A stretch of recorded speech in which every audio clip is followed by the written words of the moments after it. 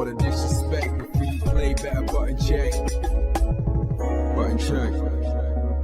What is up, Butt Check family? Welcome back to yet again a beautiful week, a full week of checking these buttons. Thank you for tuning in one more time. It is post EVO Japan week, and we got a lot of buttons to check. Chapters down below if you want to skip around. Sub button right there. Appreciate the mad love. We got a lot to cover, so without further ado, let's go. All right, Butt Check fam, give me a minute or two of your time because we got a brand new sponsored by the name of Fume. That is right, because flavored air, I'm gonna say that again, flavored air is quickly becoming a leading alternative to vaping and smoking, and at the forefront of it all is Fume. Look at this, y'all.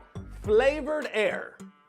What a time we live in. And honestly, I think it's something we could all relate to, because have you ever reached for a bad habit without even thinking about it, whether it's out of boredom or stress or just daily routine? And that's where Fume comes in, because it's not about quitting, it's about replacing. Fume actually offers a simple and enjoyable way to break away from bad habits while still having something satisfying to reach for. So this actually has no vapor, no nicotine, no smoke, no batteries.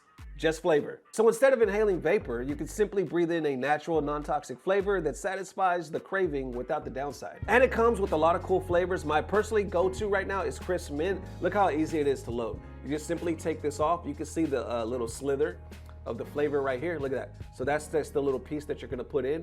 You could lock it in place. I can smell it right here. I can actually smell the mint here. And then I'm just gonna lock it in place like that. And you can see at the end of this, it's gonna determine the flavor level right there. And they have some cool accessories as well. These are the toppers. I'm using one of them right now, but if you ever wanna trade off with somebody, you could definitely do that. And the base that comes with it. So that's the base that you see right here that I'm spinning on. This is actually heavy. It's super heavy and it's magnetic, so it just spins right off it. And one of the coolest things, if not the coolest thing, is what I was talking about earlier, is the different flavors. So my go-to right now is the crisp mint. I really like that scent. I mean, I've always liked mint. I feel like it's really refreshing. It kind of wakes me up. From here, when it's open, I can already smell it. And of course, there is a sale going on right now for a limited time. If you try the Journey Pack, you can use my promo code BUTTONCHECK for your savings. You'll also get a free topper with an awesome accessory to level up your experience. And you can click on the link down below. It's tryfume.com/buttoncheck, or you can scan the QR code on the screen to get yours today. So there you have it, Butt Check fam. Thank you for rocking with us and making opportunities like this possible. And of course, to the wonderful people at Fume, their information down below. Get the savings today. Now let's get back to checking some buttons. Let's go. All right, next up for MenaRD, we're talking about the two-time EVO Japan champion. Back to back, only making 12 G's for first place at possibly the hardest tournament of the year. Let's unpack right there. At least this is what the FGC is kind of debating right now.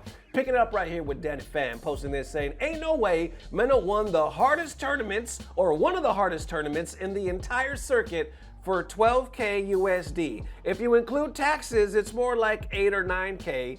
LOL. Now underneath that, you have some comments we'll kind of unpack, but that is kind of shocking. I mean, I remember when I saw the check, it was like 1,750 yen, something like that. And I remember on the video, I said, how much is that? It looks nice, right? It looks nice when you see 1,700,000, but obviously we knew when you're talking about yen, it's a lot different. I just didn't know how much it was gonna come out to. Now we're talking about 12K. Others underneath that are posting saying probably went to like 5 or 6K after expenses and staying in Japan and getting there. We do this for the love of the game and nothing else. Danny responds saying he was sponsored, so he didn't pay for that. But it could be the case for an unsponsored player if they were on their own dime. Others, I think, adding to that, yeah, Grand Totokai is saying, if you're using US or Japan taxes, he says, I don't know about Japan, I'm just going off of US, because I think of Japan, from what Totokai was talking about, is they actually take out less taxes, if I'm not mistaken. So he gets a little more. Not anything huge, but a little more, I guess they get to take home.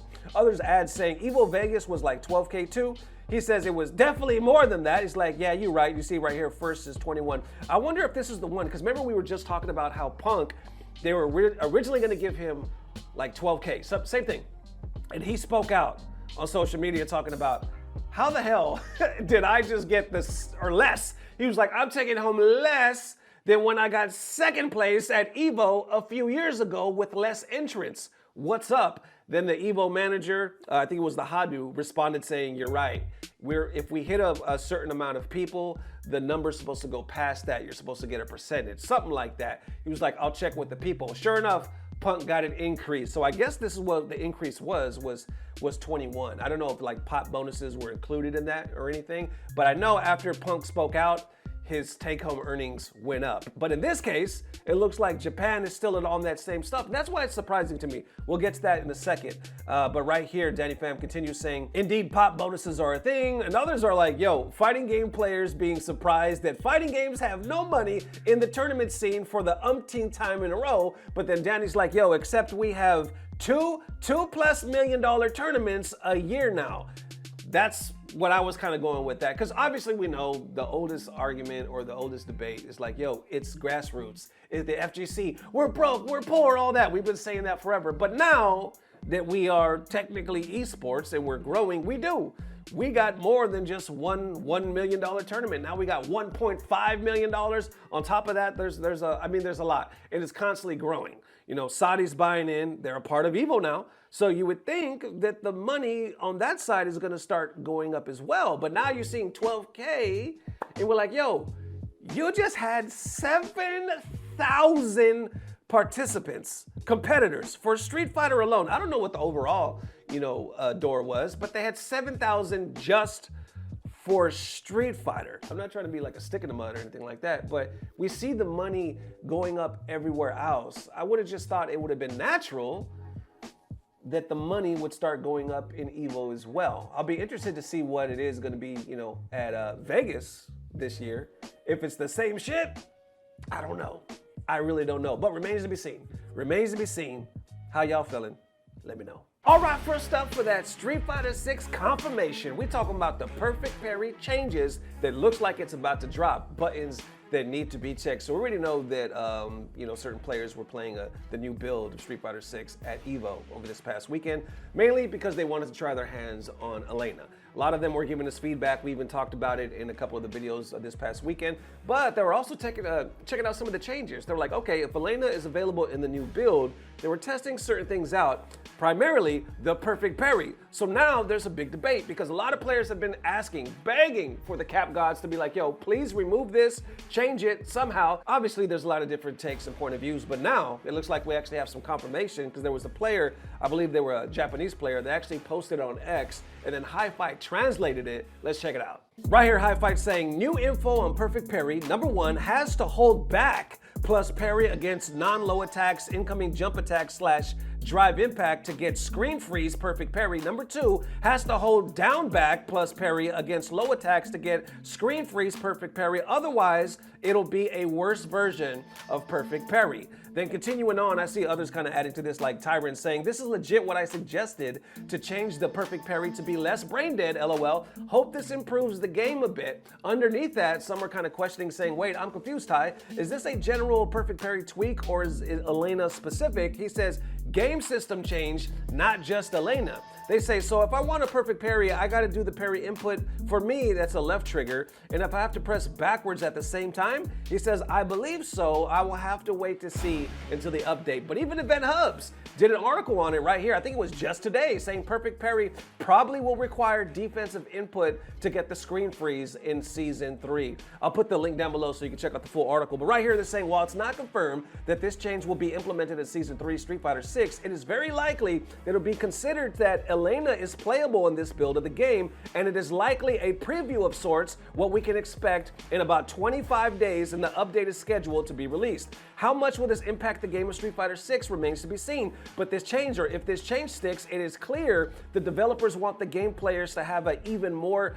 precision, or have more precision to get the major rewards that the game's Perfect Parry system offers. And then it says there could be a number of additional changes for the system mechanics, and like I said, link down below, so definitely check that out. Going on right here, others are like, I hate this because it heavily punishes players by accidentally going into drive rush, and some are like, just put the third strike and we are gold, or put it like third strike and we are gold. I hate the double button for parry. You see a lot of that. You see a lot of that in the comments. People are like, just do it like third strike. Go forward. Others adding, saying, if this is true, it has to be the most pointless change imaginable, or make it forward, and people will always want to get the screen freeze animation, and it won't change anything. Put it back normally and forward perfectly. And those are just some of the comments, but a lot of them that I'm seeing like, yo, just put it like third strike. So you see that debate, and like I said, they've been talking about this for a long time. Drive rush, perfect parry. Many players are like, just remove it altogether. But maybe this is the next best thing. We won't really know. First of all, we won't really know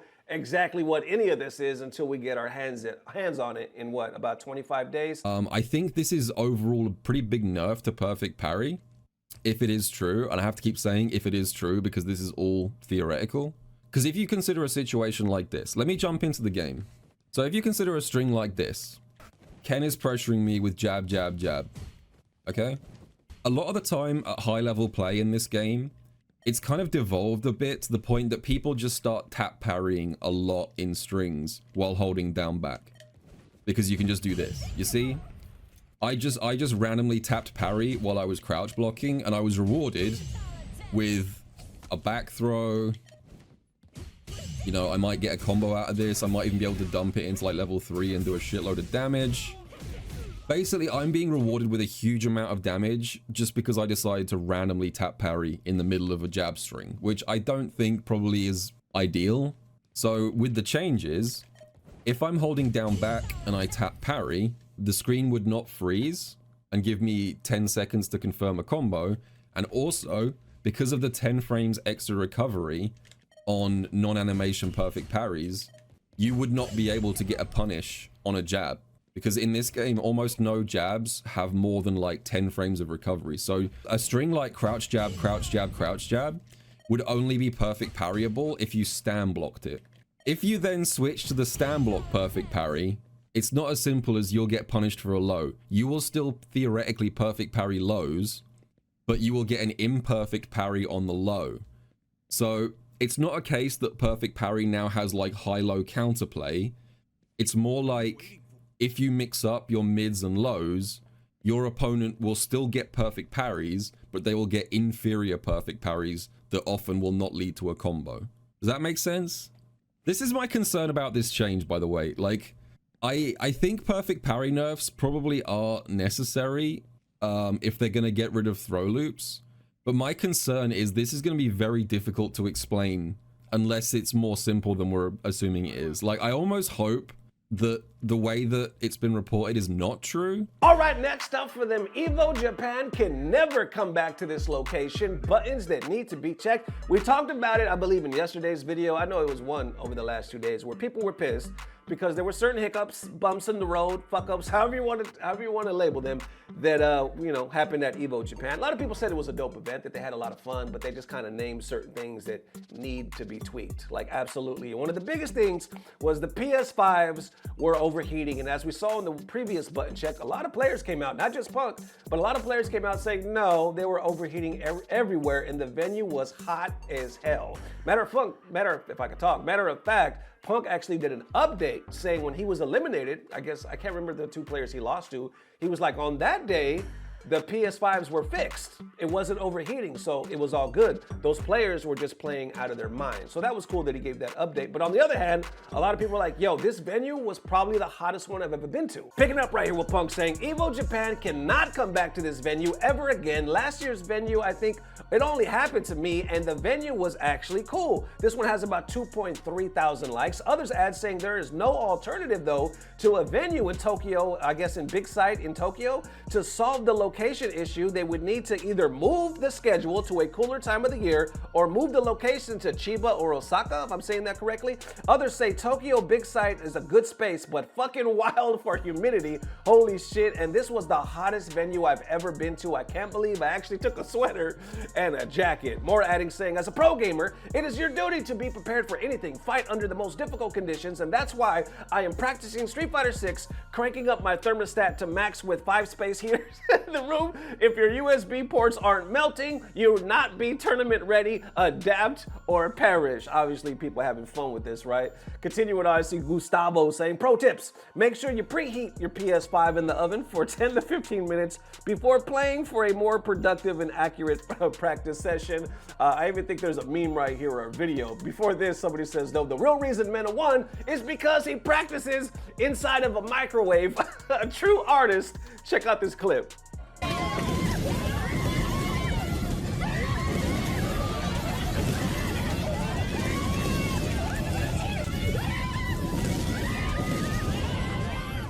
All right, so there you have it, y'all. They said the reason why Mena won is because the man practices in a damn microwave. There was even another one where somebody posted up. I'll see if I can put it on the screen right now. Remember we talked about the empty chairs? That was another concern. People were so pissed. They were like, there was over 300 chairs or seats for top 8s, and nobody was sitting in them. So everybody had to wait all the way back. And then I guess they even put up fences.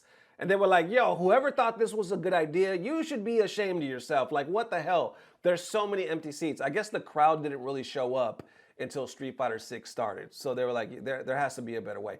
But besides that, check this out. You know how hot it is in Vegas? It is hell weather over there. It is hot as hell. But yet in the venue in big ass EVO in Vegas, I was wearing a sweater because I was like, shit, it's actually chilly in here. So you got to think to yourself, well, it's possible. Just because it's a big venue don't mean they can't cool it down. But I don't know I don't know how they have that shit set up.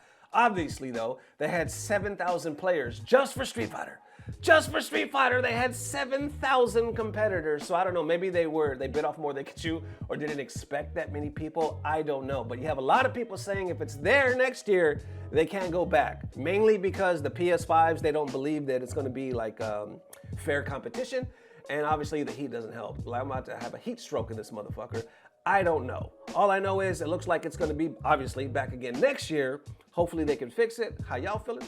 Let me know. That it is, ladies and gents. Definitely let me know how you were feeling. Thank you guys for the amazing love. We will see you soon. If not tomorrow, definitely the next day. It's going to be my goal, though, to post tomorrow. Hell, I might even post one tonight. No, but if I don't, I'll definitely post at least 1 or 2 tomorrow for that HT. So thank you guys for the amazing love. We will see you soon, as always. I don't know what it is, but I know it's about to get better. Love y'all, fella. Peace. Blah, blah, blah. Subscribe.